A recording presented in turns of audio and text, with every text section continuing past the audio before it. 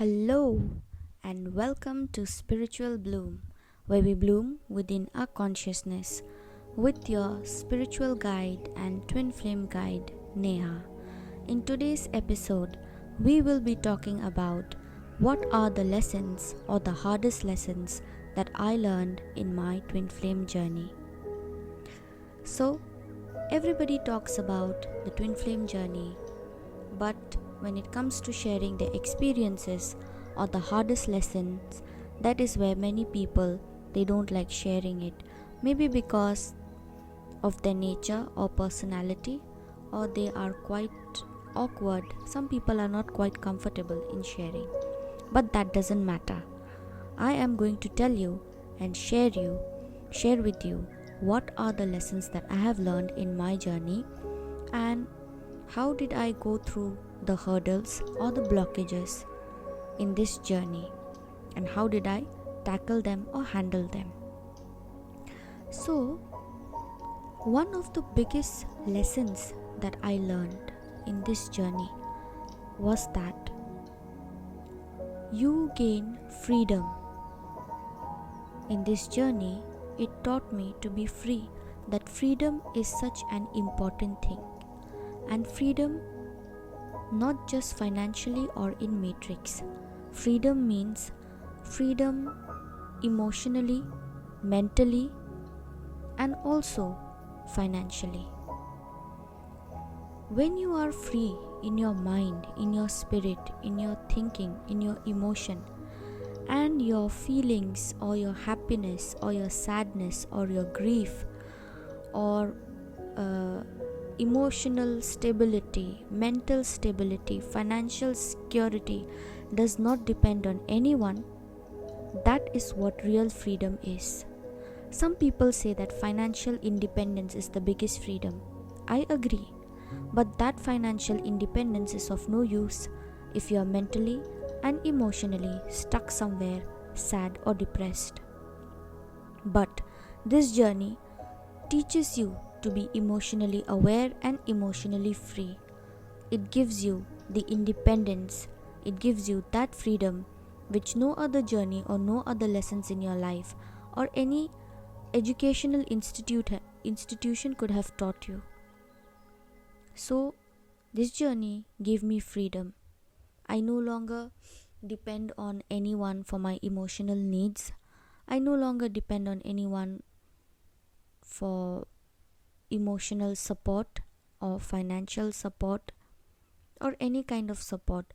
It teaches you to be whole all by yourself. That means you can take care of yourself. You are free by your own will.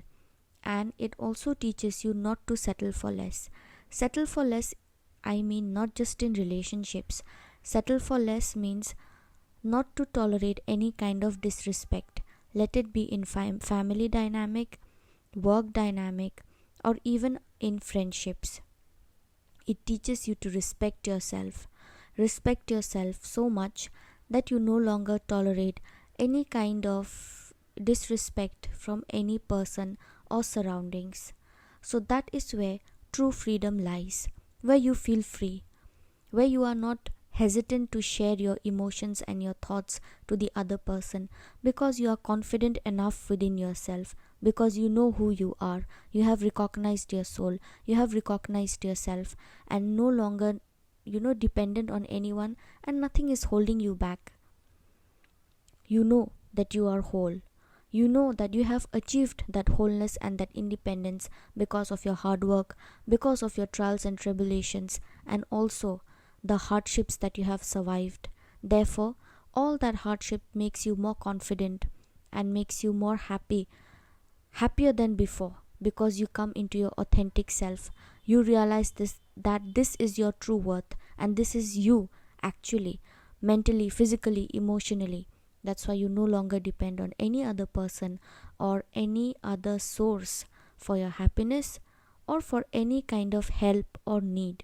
But that independence and that freedom comes because your link to the divine has come into union.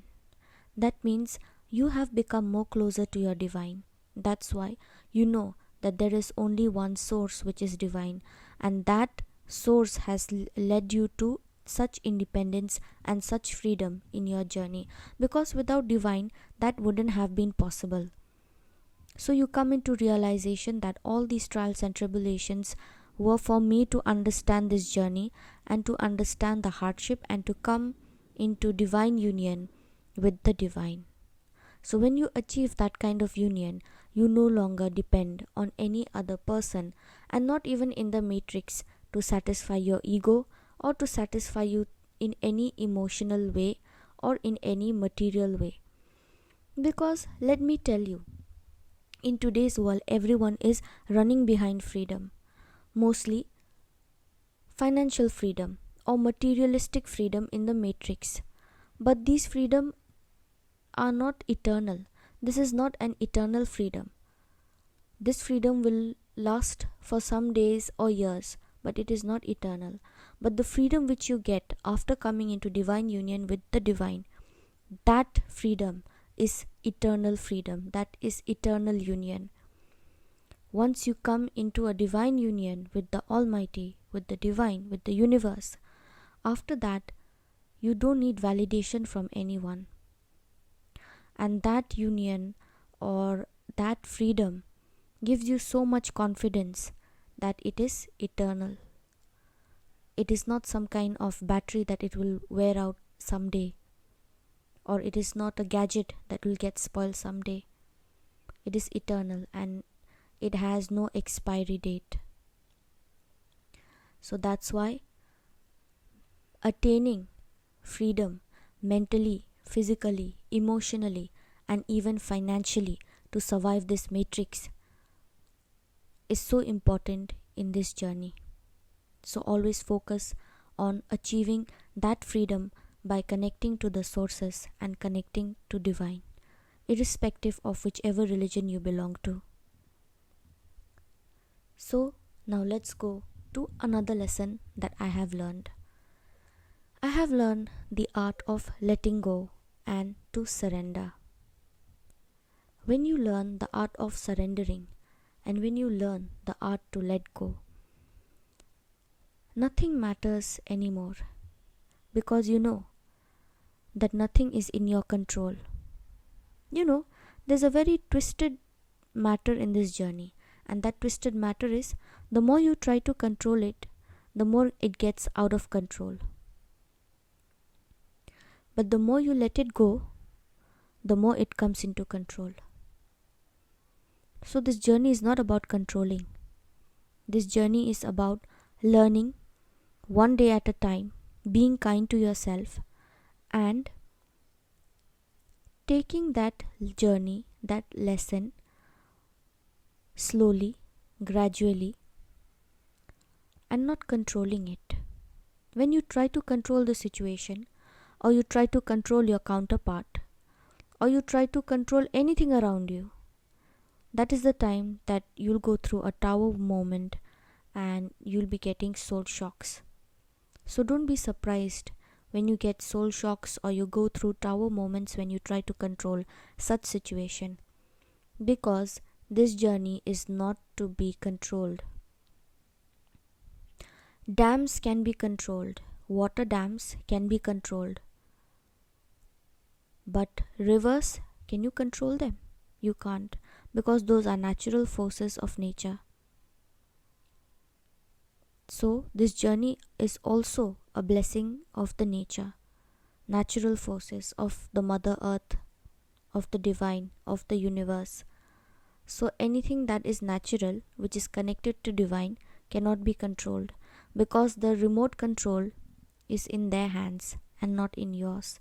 So don't think that it is a video game remote control, that you can take it and you can control your life or take charge of it. You can't. You can take charge of things like your karma, like doing good things and improving your life, improving yourself. But rather than that, when you try to control the relation or you try to control things around you, that is when it might start getting difficult. So just let it flow like a river. and don't try to control any situation in your journey. So let's go to the third lesson that I learned in this journey. The third lesson is just understanding that this journey is for your betterment, and not being hard on yourself, not hating yourself because you are a part of this journey. Many people, they start hating themselves for being a part of this journey. Even I did. I used to think, where the hell am I stuck? What did I do to be here? I was fine in my old life, the unawakened life. Why did the sources awaken me? I did not want to do this. It's like I did not sign up for this membership, but yet I'm here. So that is the kind of hatred, or you feel uncomfortable because this journey makes you uncomfortable at first. It's not a cakewalk. But also remember that you have to be kind to yourself, because you might have forgotten that you made a soul contract. By the time you are born here, by the time you have reached the age of 20, 25, 30, 40, whichever age group you belong to, you have already forgotten that soul contract. We all have. Because the divine has designed it to be in such a way. So instead of cursing yourself, cursing your journey, just be kind to yourself and say that I am a part of this journey because you have a higher purpose. You're not an ordinary person. But that does not mean that you are superior. You're not an ordinary person in the sense, I mean to say, you have bigger responsibilities because you are the anointed one. And anointed one, their lives are completely different. More struggles, filled with more struggle and more pain. But if you master those struggle and pain, I told you, you get eternal freedom, you get divine union. So always be kind to yourself and don't hate on people, not even your karmics. They are your teachers. They have taught you, they have come here. If they wouldn't have been mean to you, if they wouldn't have pushed your limits, you will never realize who you really are. So never curse anybody, never curse this journey, and especially yourself. So the fourth lesson that I learned is self-love. Many people in this journey, let it be the feminine or the masculine, they have a very hurtful family background. Like parents are divorced, they are separated. Some people don't have parents at all. They lost them at a very young age. They had to struggle with their siblings and grow up. It was not a normal kind of family dynamic for them. So what happens is they start people pleasing at a very young age. They think that if I do this, maybe my mother will like me. If I do that, maybe my father will like me. If I do this, maybe my siblings will appreciate me. That is because one of your parent was absent or they were not there with you. So you start pleasing, but you don't realize, and there's a void in your heart which you think that the love which you did not get, you start creating that love for others and slowly start becoming an overgiver. So to overcome that overgiving and to draw boundaries, it's so much necessary to come into self-love, because your self-love leads you to your highest potential. It leads you to who you actually are and supposed to be, so that you can lead the collective and fulfill your soul purpose. Because until and unless you don't love yourself, you don't respect yourself, don't expect the other person to love or respect you. That is never going to happen. That's why your counterpart always runs away from you, because you don't respect yourself, you don't love yourself. You just go behind them and chase and chase and chase. Why? Aren't you educated enough? Aren't you good looking enough? Chasing whom? For what? Chase yourself. Chase your dreams. Chase your goals. Chase your ambitions. Chase on looking better, hotter, instead of chasing someone else. You don't have to chase them. They are already within you. You belong to the same soul. Just the vessels are different. So chase yourself. The day you chase yourself, chase your dreams, love yourself more, everything is going to fall into place, and you won't even feel like you are in a journey. That is when you gain eternal freedom, divine union, and stop chasing and start reflecting and coming into self-love. So that was the 4th lesson. The 5th lesson is that both the counterparts are separated for a reason. That separation is not necessarily to make you go through pain. It is a part of pain. I'll not say that it is not part of pain. It is a part of pain. But at the same time, it is necessary. Why? Because the divine masculines, they don't realize the feminine's worth because they are surrounded by too many karmics.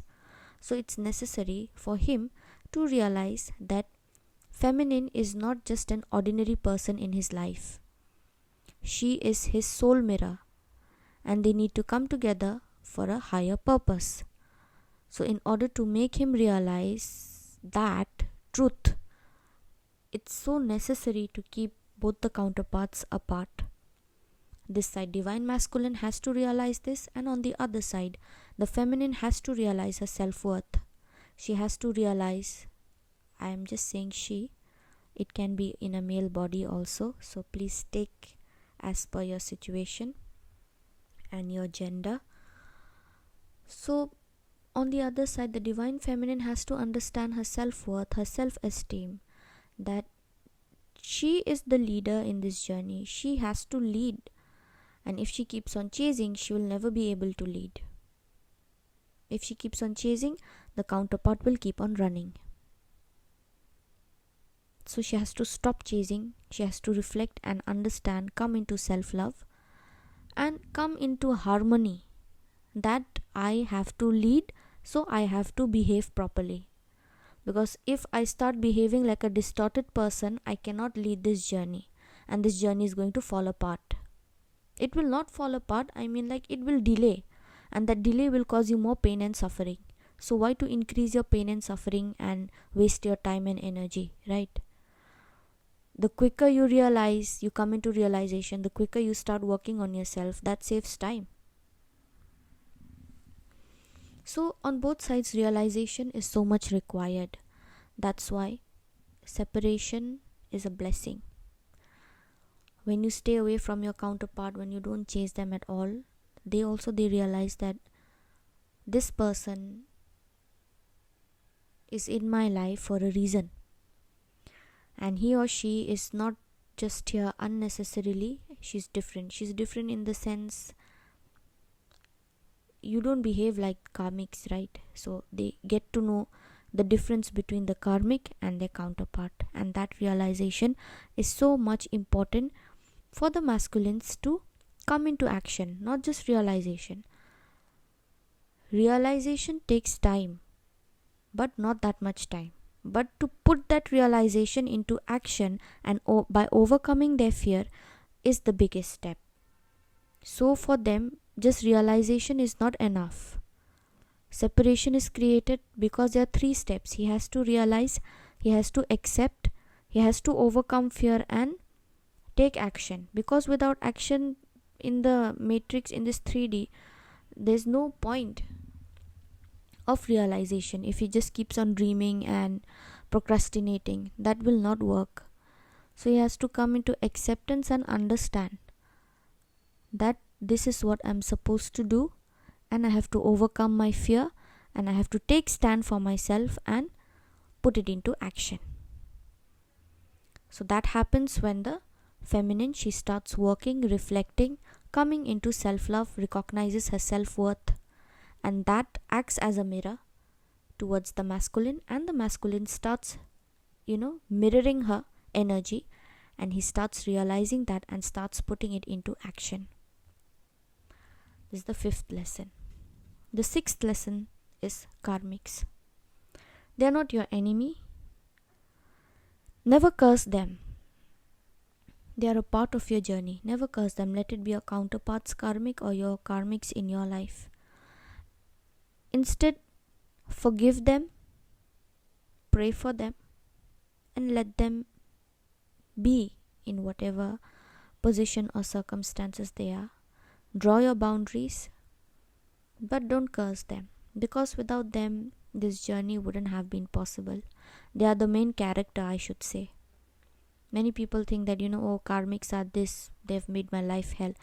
They have made your life hell for sure, my darling, but they've made your life hell for few years or months, but to gain what? Eternal freedom. That eternal freedom and eternal independence, eternal mental peace is something that you cannot buy. And just imagine they've helped you to gain that, which means they are the main character. Without them, you would never come out of your comfort zone. You would keep on doing the same thing again and again, day and night, the same work dynamic, staying in the same loophole, just like a hamster in a wheel, same cycle, same loop. So you never curse your karmics. They are the biggest teacher. And this journey is your biggest lesson. It brings out the true potential. Because if they were not mean to you, you will never even think of leaving that place or that job or that toxic family dynamic or the relationship. So karmics are the main character in this journey. So always understand that, this journey has a lot to teach you. It takes a lot from you, but it gives you a lot. When you finally achieve that divine union, when you finally understand this journey, it gives you a lot in return. Because it knows that you have worked on your karma. You have done the inner work, the shadow work. Everything that is required, you have worked hard. You have maintained discipline. You showed up for yourself when the world did not show up for you. And the universe observes, takes notes of all these things. So, this journey teaches us that sometimes the person who awakens your soul is not meant to stay in your life in the way you expect. Sometimes they come to push you towards becoming the strongest and most authentic version of yourself. And when you finally reach that place of peace within yourself, something beautiful happens. Like I told you, the eternal freedom, eternal divine union. That is what you gain. And you no longer feel incomplete. You no longer feel the need to chase any person, situation, or any materialistic things. Because the biggest truth is, your twin flame may awaken your soul, but your healing is your own responsibility. And sometimes the greatest act of love is not holding on, but allowing yourself to grow, evolve, and trust the journey wherever it may lead. Like I told you, don't try to control this journey. Just let it flow. Free flow. Just like a river. And healing is your responsibility. Because unless you heal, unless you don't do your shadow work, nobody can help you in this journey. You will remain stuck for years and years in the same cycle and the same loop. So the choice is yours, whether you want to heal and grow and evolve and become the better version of yourself, the best version of yourself, or you want to remain miserable in the same loop, crying sympathizing yourself and not realizing your true power. So, my dear friends, I hope you liked this episode on the lessons that I learned in my twin flame journey. And this is my original and authentic lessons that I have learned in all these years. And I thought that these challenges or these lessons could help you a bit. I always try to bring new things for you guys so that you resonate with it, you try to relate to my story, my lessons, and try to learn something from it. My achievement won't be in how many subscribers I gain or how many people are liking my video. My main aim is to just spread my experience, my learnings, and from that experience and learning, even if one of you benefit, that is my achievement. So if this episode really resonated with your heart, please like, share, and subscribe. I really thank you for supporting my channel. Please keep on supporting so that I can bring more videos for you and help you in this journey. And I thank all my subscribers who have subscribed this channel. I'm really grateful. Keep on supporting me. Thank you for watching and listening to me. For any kind of personal guidance, you can WhatsApp or email me. My personal contact details have been given in the description box and mentioned in the video as well. So thank you for watching, and I'll see you in the next episode.